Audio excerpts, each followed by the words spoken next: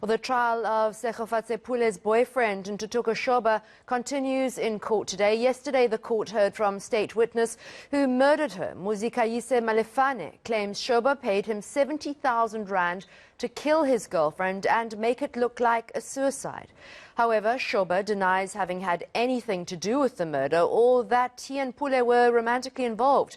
Malephane is currently serving a 20-year sentence for the crime. eNCA's Silindelo Masikane is covering the story for us now, and we are crossing to her live.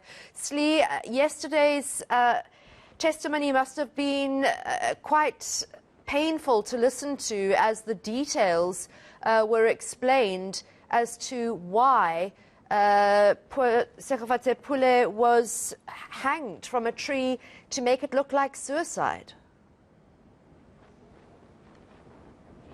Yeah, and it's only the beginning, Annika. You can imagine the gory details, the horrific details that are coming out of the testimony here in the South Gauteng High Court.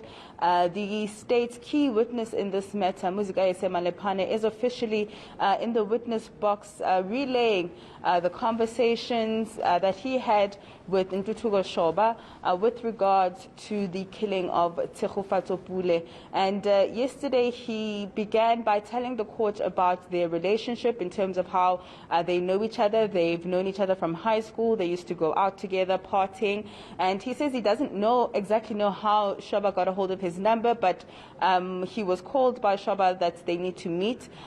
He dropped his location. They met in Rudderburg, and that is where Shoba relayed that he wants Tshegofatso Pule dead because he wants to hide her pregnancy from his wife, and that he wants her death in particular to look like a suicide.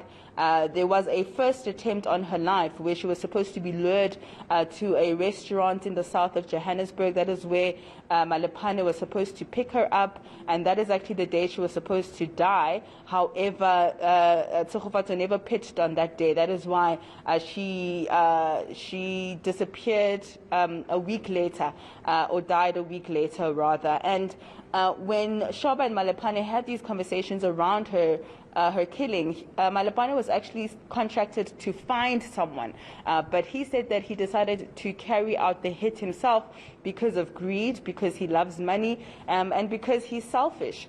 And so we are expecting to hear more testimony today. I did hear in your intro that she said that Malephane was paid 70,000 rand. He didn't actually get the money, but they actually had agreed on an amount of 70,000 rand. Shoba had first initially offered Malephane 7,000 rand. He upped it to 20,000 rand, and then they settled on an amount of 70,000 rand. But Malephane never actually received the payment for killing Tshegofatso Pule. And so today we are expecting Malephane to once again take to the stand, and at some point the defense will have an opportunity to cross-examine him.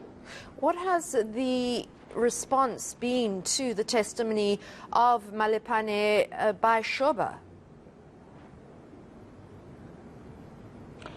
Shoba really remains quite calm and collected in the dock as he's listening to the testimony. He's taking down notes, consulting with his lawyers when we get breaks in between the court process.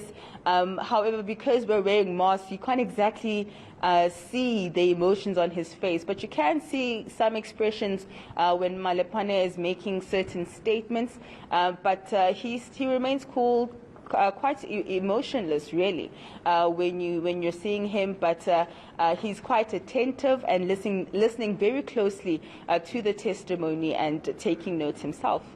All right, thank you. We'll keep up to date with this case, which really horrified the nation at the time, and let's hope justice is done for Tshegofatso Pule.